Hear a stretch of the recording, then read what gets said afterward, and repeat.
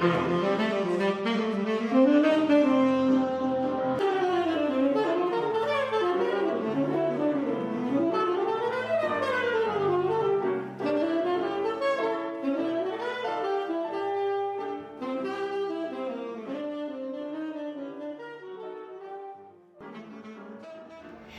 guys. Today we are here with Livio. He is a saxophonist and composer from Brazil. How are you doing today, Livio? I'm doing very fine, thank you very much. You're welcome. Okay, so my first question for you is how did you get your start in music and how did you become a musician?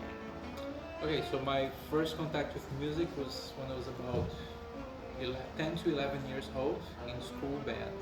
I just decided to join and start, and I saw the saxophone, and I knew the minute I saw the saxophone, I said, that's what I want to play.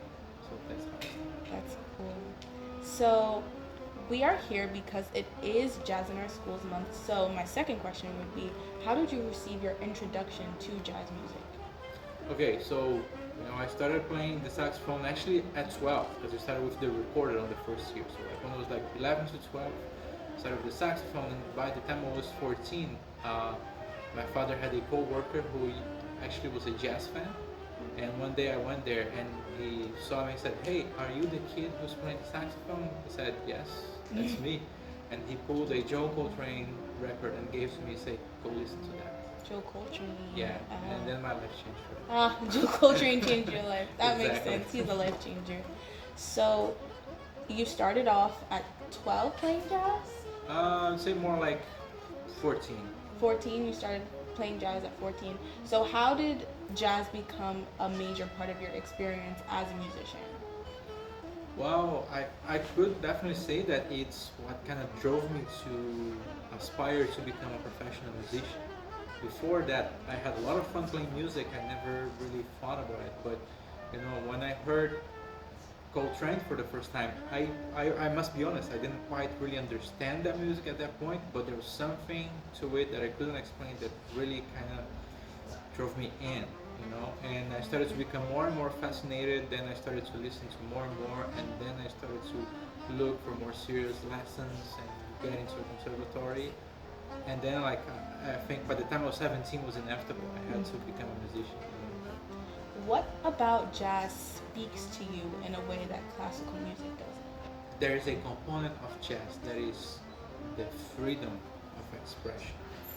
And this profundity that, like, you have this freedom to express yourself while still communicating with each other, like playing music as a community. For me, that kind of really makes me, makes my eyes shine. And as you said in the beginning, or as I said in the beginning, you are from Brazil. So how does jazz music connect to your culture, your roots? Okay, wow, there is actually a big story of how Brazilian music and jazz they connect. Jazz musicians who came to Brazil in the 1950s, they really got interested in that sound. Then bossa nova came to the U.S. And of course, there's not just bossa nova. There's like many other types of Brazilian instrumental music. There's nowadays groups that apply the same concepts of improvisation, but with Brazilian rhythms and melodies. So I think there's a history of communication, intercultural communication between Brazilian and American music that's very beautiful. Do you think it's important for you to, when teaching or when anybody's teaching jazz, to instill the multicultural level of jazz music into the education of jazz music? I believe so, because if you think about jazz is like this amazing music. It's like a sponge. It has become almost like a word music. It's almost crazy like how you can travel to almost anywhere in the world. You can go to a jam session and call a jazz tune, and there will be a bunch of musicians who can play that. Even if they add different flavors, like you can add Latin jazz, you can add like Cuban, Argentinian, Brazilian, you have European, variations. You can go to South Africa, you can go to Asia, and I think that's it's amazing thing. It resonates the same principle of that freedom, that seek for freedom that the original, let's say the early jazz was really craving for. We still keep going that, but now on a global sort of level. And my final question to you is, what advice would you give yourself as a young musician just entering the world of jazz? Oh, It's a funny one, right?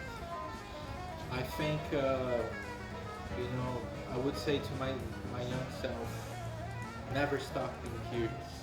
Always try to learn new things and learn from like whatever you can. That's excellent. Thank you so much, Livio. It was a pleasure interviewing you. Oh, it was my pleasure. Thank you. All right, guys, stay tuned for our next episode in this Jazz in Our School Month segment.